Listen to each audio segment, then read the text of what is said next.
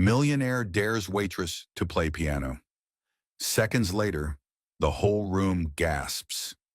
The air inside the high-end restaurant shimmered with quiet luxury.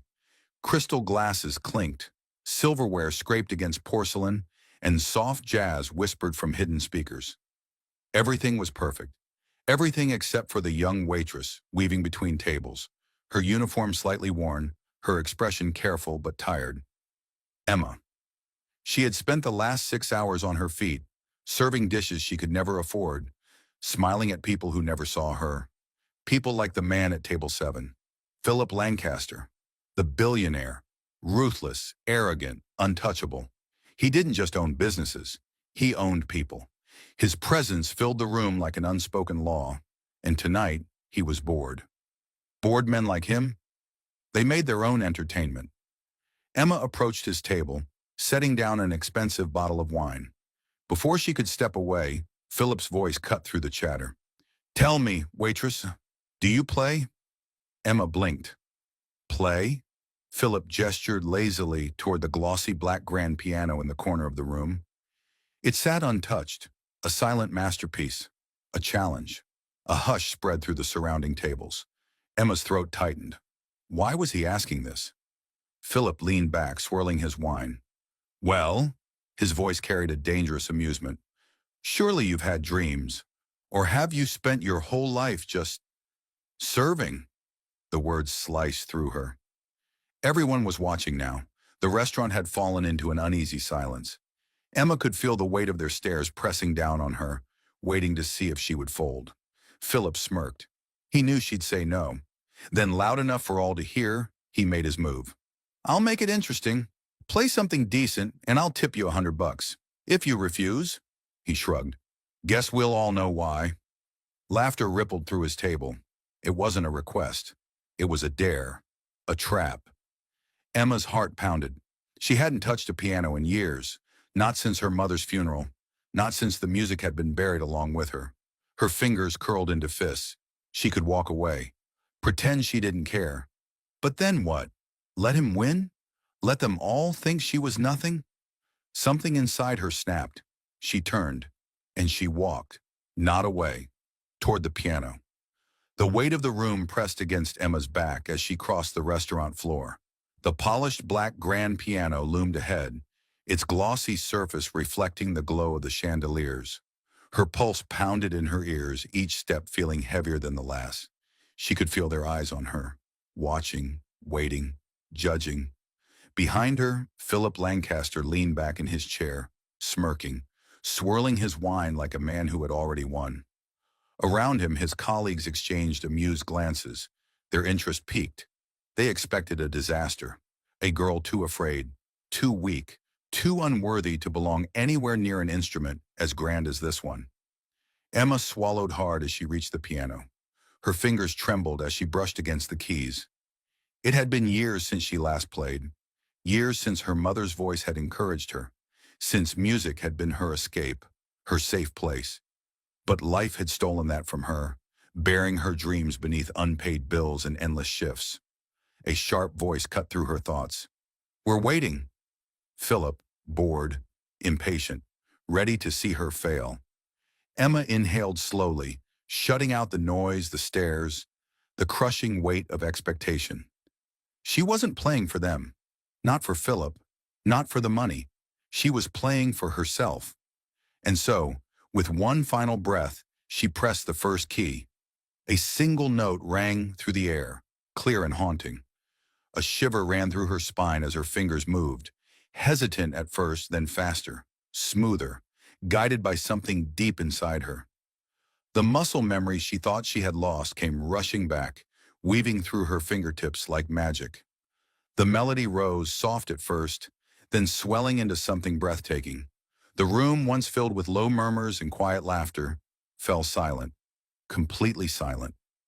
Philip's smirk faded. The executives, once amused, now sat frozen in their seats, their wine glasses untouched, their conversations forgotten. Emma's hands danced across the keys, her body swaying slightly as the music took over. She wasn't just playing. She was feeling every note, living inside it, pouring years of buried pain, hope, and longing into the melody. It wasn't just beautiful, it was soul-stirring. Somewhere in the crowd, a fork clattered against a plate as a diner let it slip from their fingers. A server mid-step paused, utterly transfixed. A couple who had been deep in conversation stopped speaking. Their eyes locked on Emma, as if they had never heard anything like this before. Philip's fingers tightened around his glass. He had expected a joke, a moment of awkward fumbling, an embarrassed laugh. Not this. Never this.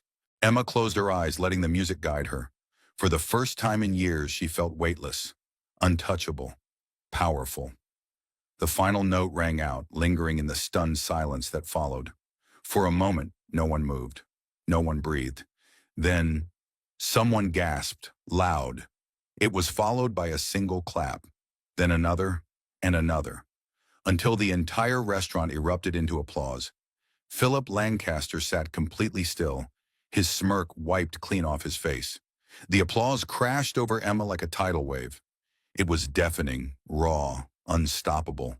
People were standing, diners in expensive suits and glittering gowns, their meals forgotten, clapped with an intensity that sent vibrations through the marble floor. The restaurant had transformed, not into a place of judgment, but into a stage where something unforgettable had just unfolded. Emma sat frozen at the piano, her fingers still resting on the keys. Her chest rose and fell with uneven breaths. Had that really just happened? She turned her head slightly, scanning the room. Disbelief, awe, pure emotion. It was written on every face, from the servers lining the walls to the executive crowd at Philip Lancaster's table. Except Philip. He had not moved. He had not clapped. His fingers curled around his wine glass, but his grip was tense. His eyes, once filled with smug amusement, were now locked onto Emma, calculating, cold. She had ruined his game, stolen his moment of mockery and turned it into something extraordinary. A manager, an older gentleman with sharp eyes and a tailored suit, stepped forward. His expression was unreadable, but his gaze lingered on Emma with something close to admiration. "Miss, where did you learn to play like that?" Emma opened her mouth, but no words came. She didn't have an answer. Where had she learned? From a mother who had once dreamed for her, from stolen moments at the community center before it closed down, from an old keyboard in her childhood bedroom, the one she had sold to keep the lights on. She never had lessons, never had the luxury of formal training, only love, only loss. Philip finally moved, setting his glass down with a deliberate clink. The room, still buzzing with excitement, quieted just enough. "All right," he said, his voice smooth but edged with something sharp. "You played. I owe you a tip." A cruel smile curled on his lips as he reached into his jacket, pulled out his wallet, and flicked a crisp $100 bill onto the piano.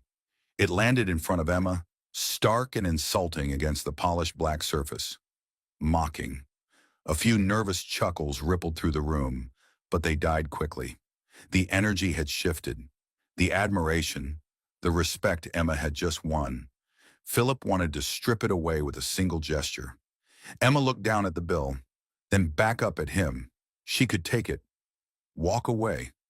Let him believe he still had control. Or, Emma slowly picked up the bill between two fingers. Her hands no longer trembled. Her voice, when she finally spoke, was clear, strong. "Keep it," she said. "You look like you need it more than me." A collective inhale. Philip's smirk faltered. Someone whistled from across the restaurant. A few people laughed, not at Emma this time, but at Philip, the billionaire who had tried to humiliate a waitress and had instead been left speechless. Emma set the bill down gently next to his glass, then turned and walked away. Not toward the kitchen, not back to clearing tables. She walked past the diners, past the stunned servers, right out the front door. Her shift was not over, but something inside her was. She had been made to feel small her entire life. Tonight she had shown the world. She was anything but. As she stepped outside, the cool night air wrapped around her, crisp and electric. Her heart pounded, not from fear, but from something else entirely, freedom. And she had no idea what was coming next. The city air was cool against Emma's skin as she stepped onto the sidewalk. The restaurant's glow cast long shadows, the muffled sounds of laughter and clinking glasses still carrying through the doors behind her. She had walked out, not because she had to, but because she chose to. Her heart was still pounding from what had just happened. The piano, the applause, the way she had silenced Philip Lancaster with nothing but her music and her words. She should have been scared. She had just walked away from her shift, and there was a chance she would not have a job to return to. But instead of fear, all she felt was light, free, alive.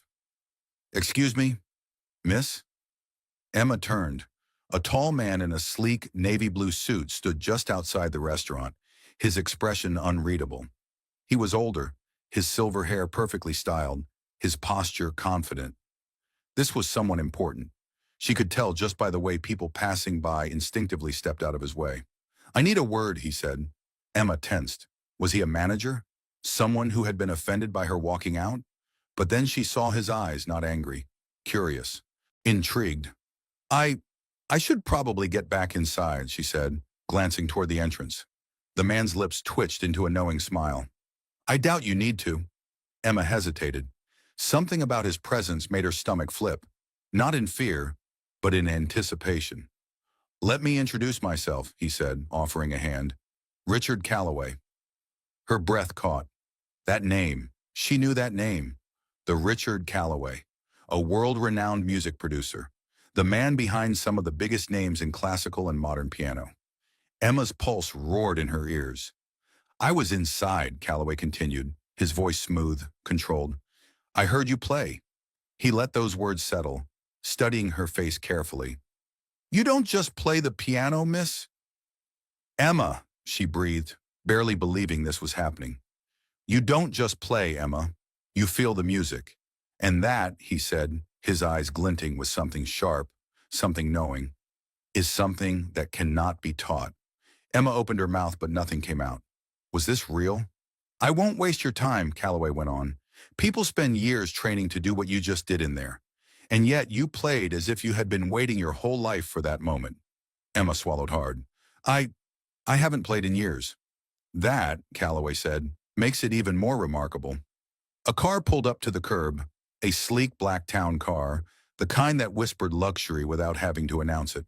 The driver stepped out, opening the back door. Calloway reached into his pocket and handed Emma a card. "My personal number. Call me," he said. Then with a small knowing nod, he added, "That is, unless you'd rather keep waiting tables." Emma's breath hitched. He turned, stepping into the car without another word. The door shut, and within seconds, the vehicle disappeared down the street, leaving Emma standing there, the card burning in her fingertips. Her world had just shifted, and for the first time in years, she had a choice. Emma stood frozen on the sidewalk, staring at the card in her hands. Richard Calloway, a man whose name carried weight in the world of music, a man who had just offered her something she never dreamed possible. The restaurant behind her felt like a distant memory. The sounds of laughter and clinking glasses no longer mattered. This moment, this card, held her entire future. Her fingers trembled slightly as she traced the embossed lettering. Call him. That was all she had to do. But then, what? Emma had spent so long just surviving that she had forgotten what it felt like to dream. She took a deep breath, shoving the card into her pocket. Not now, not while her emotions were still tangled. She needed to clear her head. She started walking, the cool night air crisp against her skin. The city was alive. Taxi horns, distant music, the rhythmic hum of footsteps on pavement. But inside, Emma felt like she was standing on the edge of a cliff, staring into the unknown. Could she really do this? Did she even deserve this chance? Her feet carried her to a familiar place before she even realized it, the tiny apartment she had fought so hard to keep. She unlocked the door, stepping inside. The small space was cluttered but cozy, the only place that had ever truly been hers. She sank onto the couch, pulling out the card again. The name practically glowed under the dim light. She had spent years believing her dreams were out of reach, that she was destined to work double shifts, scraping by while life happened around her.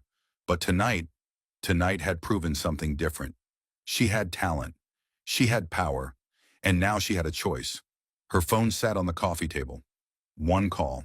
That was all it would take. Emma's heart pounded as she picked it up, her fingers hovering over the keypad. She could feel the weight of her past clawing at her, reminding her of every failure, every disappointment. What if she wasn't good enough? What if this was just a cruel joke? What if she failed? Number.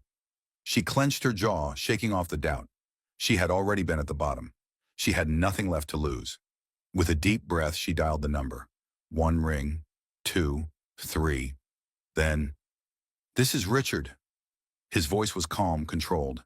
Emma's throat went dry. What was she supposed to say? She forced herself to speak.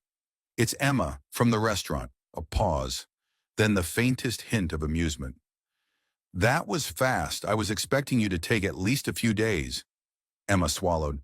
"I don't want to wait anymore." Another pause, then a chuckle. Not mocking, not cruel, genuine. "Good," Calloway said. "Meet me tomorrow morning, 10 a.m. sharp." Emma exhaled, her hands gripping the phone. This was real. "Where?" she asked. A location pinged on her screen. A private studio. "See you then," Calloway said. The call ended. Emma set the phone down, her hands shaking. Tomorrow, her life was about to change. And this time, she was ready. Emma barely slept that night. Her mind raced with possibilities, fears, and excitement. Was this real? Was she about to step into a world she had long given up on? When the morning sun finally spilled through her window, she knew. This was it. She dressed carefully, choosing a simple yet professional outfit. Nothing flashy. She wanted her music to speak for itself. By 9:45 a.m., she stood outside the address Richard Calloway had sent her. The building was sleek, modern, with tinted glass windows that revealed nothing of what lay inside. This wasn't just any studio. This was where legends were made. She took a deep breath and stepped inside. The receptionist greeted her with a polite nod. "Mr. Calloway is expecting you." A few minutes later, Emma found herself standing in a breathtaking studio. The walls were lined with platinum records, each a testament to Calloway's influence in the music industry. A grand piano sat in the center of the room, its polished surface gleaming under the soft lighting. Calloway stood near it, speaking to another man, a well-dressed figure with sharp eyes. When he saw Emma, he waved her over. "You're early," Calloway said, a small smile playing at his lips. "I did not want to waste your time," Emma replied. "Good," he gestured to the piano. "Let's see if last night was just a fluke." Emma's stomach tightened. This was the moment. She walked over, running her fingers along the keys. She could feel the weight of history here. How many legends had sat on this very bench? How many had started just like this? She took a deep breath, closed her eyes, and began to play. The first note rang out, crisp and clear. Then another, and another. The world faded. She was no longer in a studio with Richard Calloway watching her every move. She was home. The music poured out of her like a river breaking through a dam. Every note carried years of longing, of lost dreams, of silent nights where she thought she would never play again. She did not just play, she told a story. When the last note echoed through the room, Emma finally opened her eyes. Silence. She looked up, her breath hitching. Calloway and the other man were staring, not with boredom, not with polite approval, with shock. The other man, who Emma now realized was someone important, turned to Calloway. "She's the one." Calloway nodded, his expression unreadable. Then he clapped his hands together. "Emma," he said, his voice measured, "how would you feel about signing a contract today?" Emma's breath stopped. She blinked. "A contract?" Calloway leaned against the piano, studying her. "I don't waste time. You have something rare, something powerful. I would like to help you shape it into something the world will never forget." Emma's pulse thundered. This wasn't just an opportunity. This was the opportunity. The past, the restaurant, the years of struggling, the self-doubt, all of it led to this moment. Her fingers curled against the keys. She had spent years believing she was just a waitress, that her dreams were foolish, impossible. But now, she was about to prove to the world that she was so much more. She lifted her chin, meeting Calloway's gaze. "Where do I sign?"